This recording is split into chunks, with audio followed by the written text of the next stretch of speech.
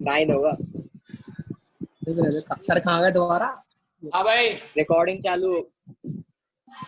हाँ 9 है, 9 9 9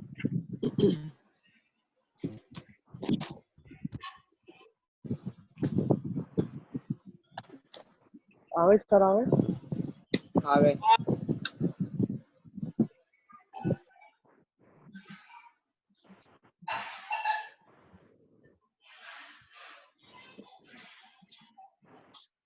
दिख रहा है बेटा आप सभी को? हाँ सर। Yes sir.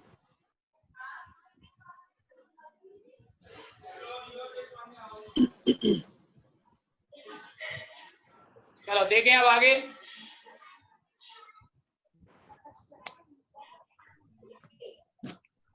देखो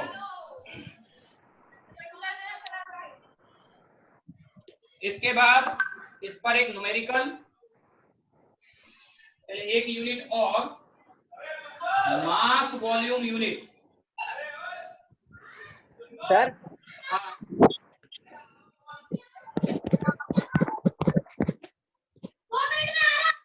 बोलो। सर वांशिक का कनेक्ट नहीं हो रहा है, मैसेज आया है उसका। अब बेटा कनेक्ट नहीं हो रहा तो वो क्या है, एक साथ में 3 3 4 4 उसने लिंक भेज दिए हैं। वो कनेक्ट तो एक ही से होगा, और आज क्या नेट के चक्कर में दिक्कत आ रही है। अच्छा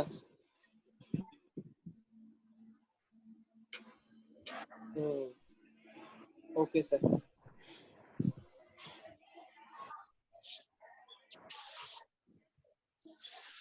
हाँ जी देखें, mass volume percentage, mass volume percentage W/V क्या होगा? Mass volume percentage is equal to mass of solute in gram upon volume of solution in ml। याद रखना दोनों में या तो CGS यूनिट आएंगी या दोनों में MKS यूनिट आएंगी। ठीक है, ऐसा नहीं है कि एक में CGS आ जाए और एक में MKS आ जाए।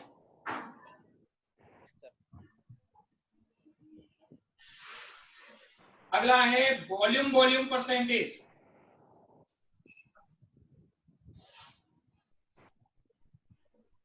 क्या होगा? V/V। V/V क्या हो जाएगा?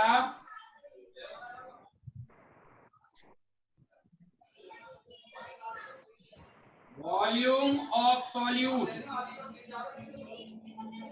ml, volume of solution in ml into 100। ऊपर 100 है दिया, 100 ऊपर किया है।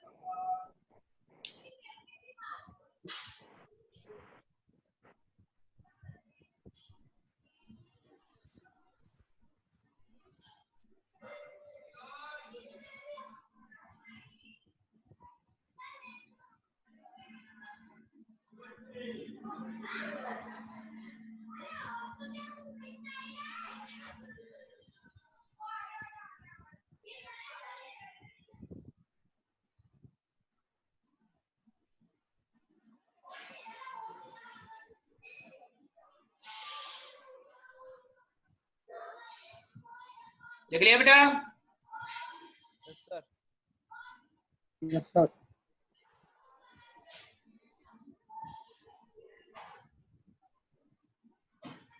चलें देखिए आगे।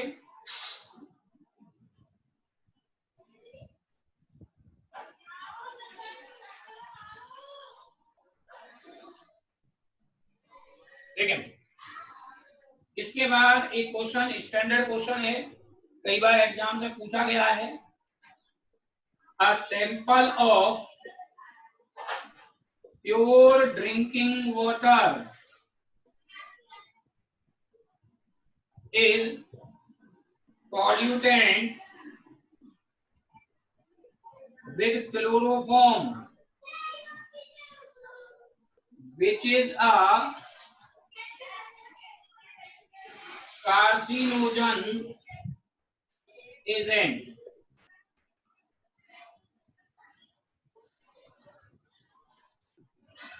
the percentage of chloroform in solution is 15 ppm, then calculate the small m and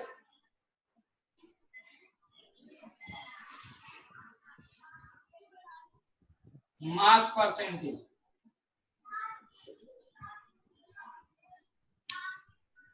क्या निकालना है? स्मॉल एम निकालना है और क्या निकालना है? मास परसेंटेज निकालना है।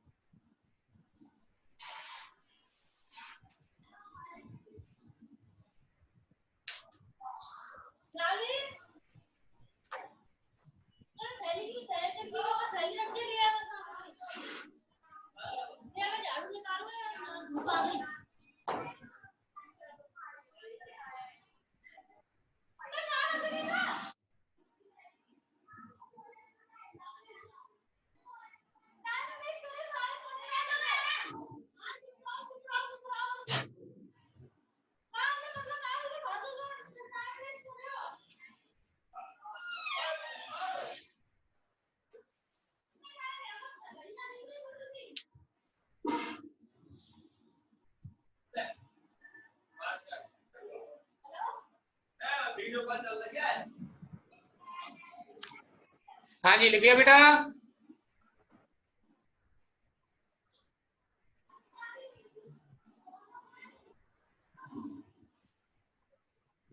आ गया निकल के आंसर?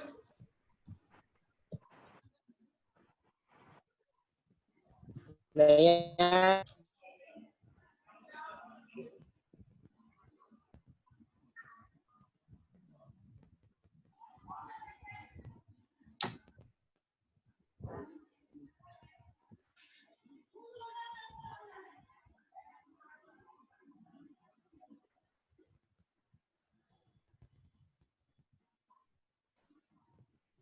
देखो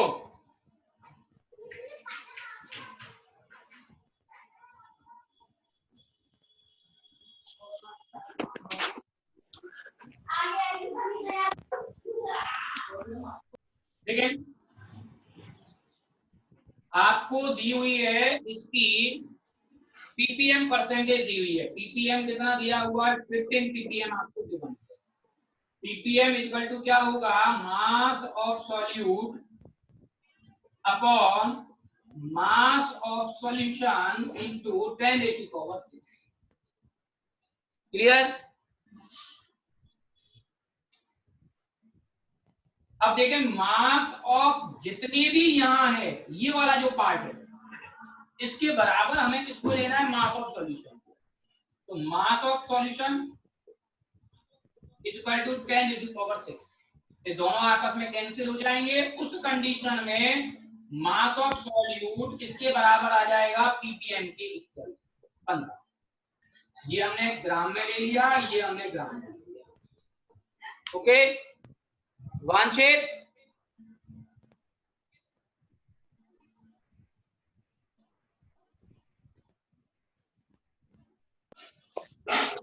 हाँ sir.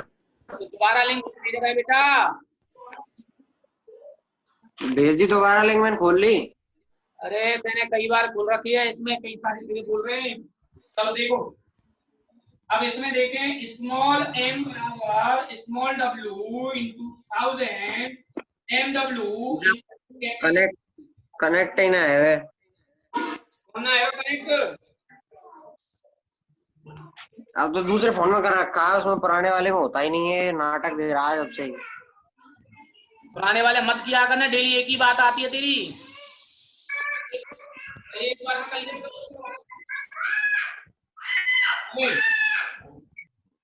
Small w mass of solute कितना हो गया 15,000 mw क्लोरोफॉर्म है CH3 क्लोरीन का कितना हो गया 12 1 कार्बन का 12 हाइड्रोजन का 1 क्लोरीन का 35.5 तो 35.5 इंटू 3 कितना आएगा देखो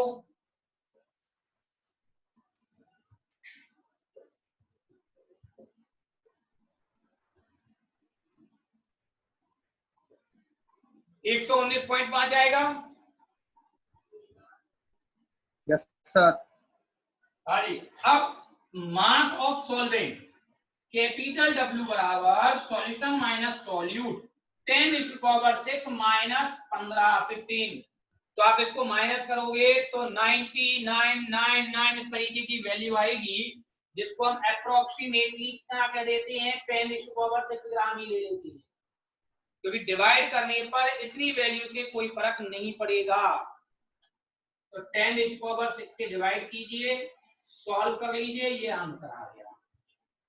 मास परसेंटेज निकालनी है, mass of solute upon mass of solution into 100। Mass of solute कितना हो गया 15, मास ऑफ सॉल्यूशन कितना हो गया 10⁻6, ये कितना हो गया 100, तो 15 इंटू 10⁻4% आंसर।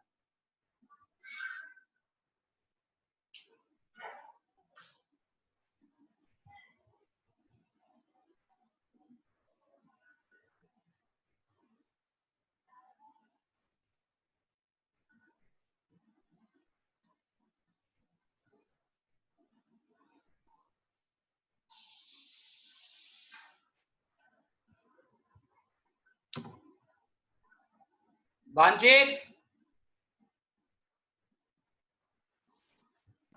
हाँ सर। यार बार बार लिंक क्यों भेज रहा है यार।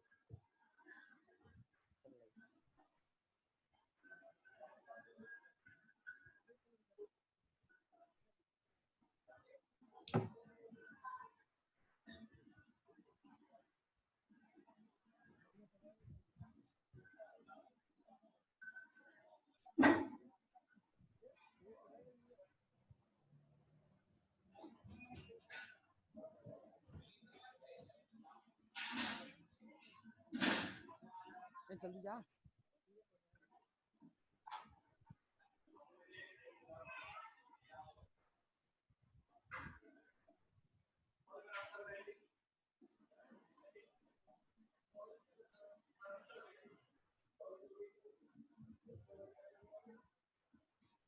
सर हाँ बेटा, सर ये मास ऑफ सॉल्यूशन 10⁻⁶ के इक्वल कैसे हुआ? बेटा एक्चुअल में क्या है कि आप जब 10⁻⁶ में से 15 घटाओगे तो आएगा कितना? 999। नहीं सर, ये नहीं, फिर ये मास ऑफ सॉल्यूशन ऊपर, mass of solution equal to 10⁻⁶ ग्राम।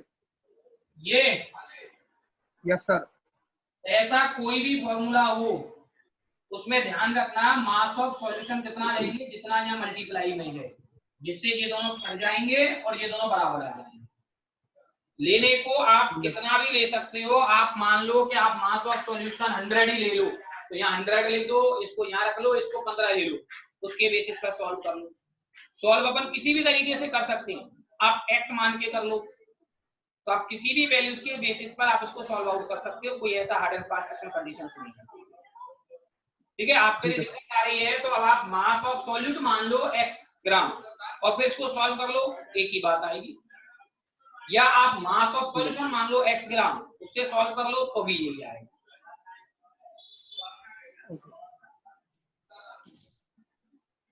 लेकिन कॉम्पिटिशन बेसिस पर जल्दी करने के लिए हम इसको इसके कंपेयर में मान के चलते हैं, जिससे कि अपने न्यूमेरिकल्स जो है वो जल्दी सॉल्व हो जाए।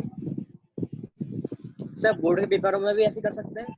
बिल्कुल कर सकते हैं भाई, गलत थोड़ा है, आपको मानना तो है ही भाई। आपको कोई ये थोड़ा कि आप सपोज का मतलब क्या है, आप मान के चल रहे हो, मैंने ये सपोज माना है, तो मना थोड़ा कर सकता है भाई। ये कोई नॉर्म्स थोड़ा है कि आप हमेशा सपोज में x ही मानोगे या y ही मानोगे। सपोज का मतलब कोई भी वैल्यू मान के चल सकते हैं। Okay sir. ठीक है,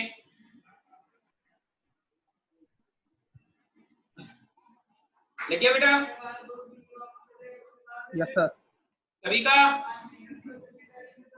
yes sir.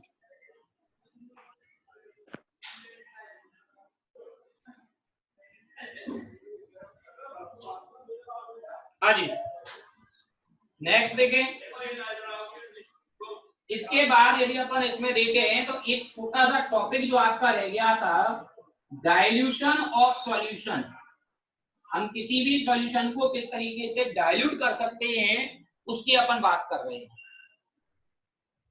If any solution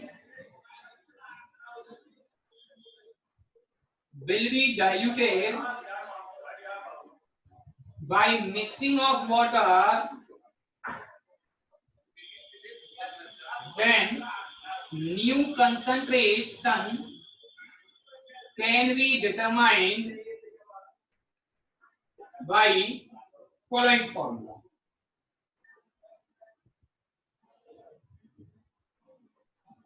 M1V1 is equal to M2V2 या N1V1 is equal to N2V2। याद रखना सॉल्यूशन एक ही होना चाहिए। एक ही सॉल्यूशन का मतलब यदि हम H2SO4 की बात कर रहे हैं तो H2SO4 ही होना चाहिए। ऐसा नहीं पानी तो मिलाया H2SO4 में, बात कर रहे हैं NaCl की, तो वो गलत हो जाएगा फॉर्मूला पे। केवल हमें इसमें वाटर मिलाना है और कोई चीज नहीं मिलानी है, तब ये फॉर्मूला हम यूज करेंगे। क्लियर? इसको लिख लें, फिर इस पर एक न्यूमेरिकल करते हैं, उससे और क्लियर हो जाएगी ये बात।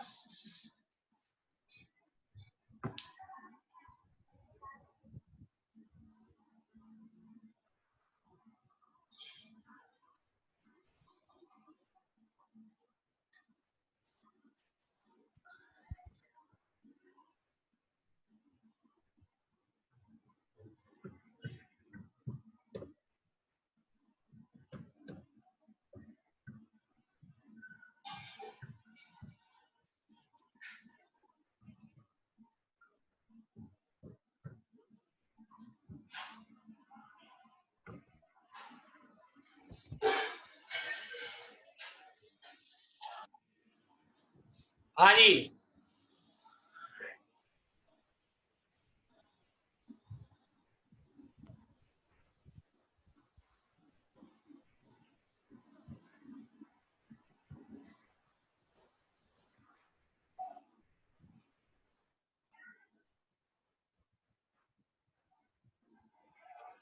हाँ यस बेटा, कोई प्रॉब्लम?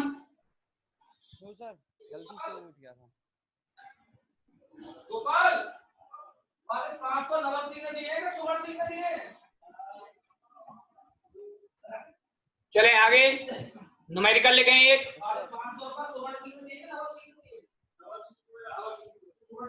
देखें, if 300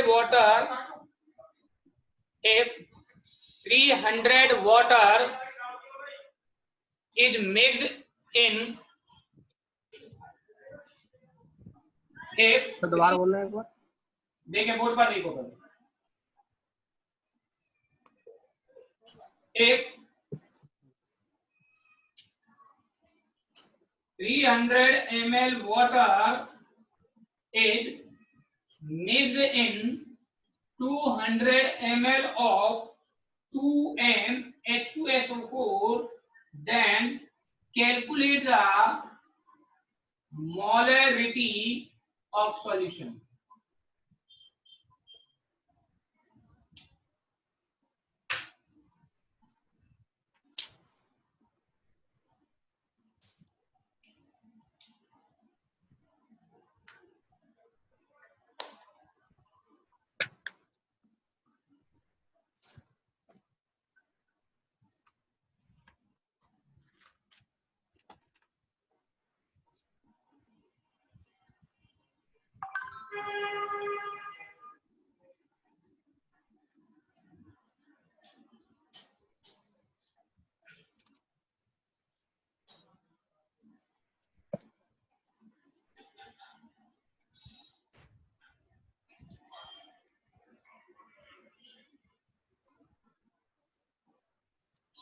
हाँ जी, क्या होगा? M1 V1 equal to M2 V2।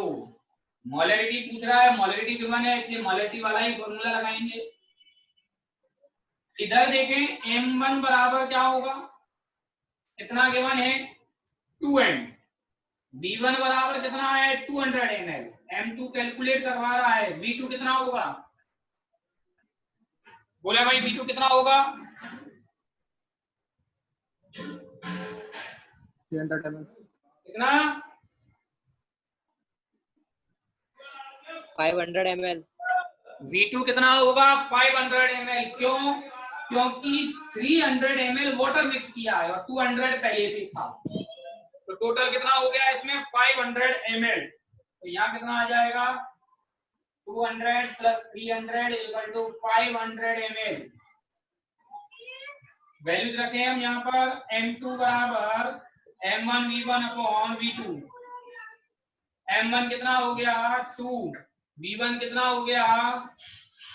200 और V2 कितना हो गया? 500। ओवरऑल कितना हो गया? 4/5 यानी कि 0.8 M।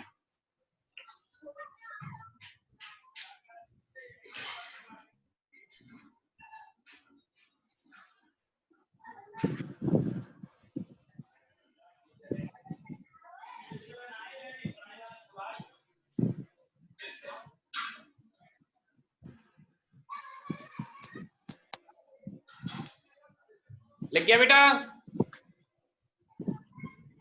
Yes sir. Yes sir. हाँ जी, आपका ये पूरा की पूरा जो कंसंट्रेशन वाला है वो पूरा की पूरा क्या हो गया आपका? ये फिनिश हो गया। ठीक है, अब नेक्स्ट टॉपिक आपकी आती है solubility of solid, solubility of liquid, solubility of gases. 3 topic अपने आएंगे जिनको कल करेंगे। पहले लिक्विड इन लिक्विड पढ़ेंगे अपन, ठीक है, जिसमें कि Raoult's law, ideal gas equation, मतलब आइडियल और नॉन आइडियल सॉल्यूशंस वगैरह, ये अपना पोर्शन आएगा। इंपॉर्टेंट है लिक्विड लिक्विड सॉल्यूशंस, पेपर में ज्यादातर क्वेश्चन उस पर से आता है। ठीक है बेटा, आज मैं अभी कोशिश करता हूँ यूट्यूब चैनल पर इसको डालने की। ठीक है, जैसे डल जाएंगे मैं आपको बता दूंगा। तो पहली क्लास और आज की क्लास दोनों में डाल दूंगा, बीच की 2 क्लास आपकी नहीं होंगी उस पर। ओके बेटा? हाँ जी, किसी को कुछ पूछना है?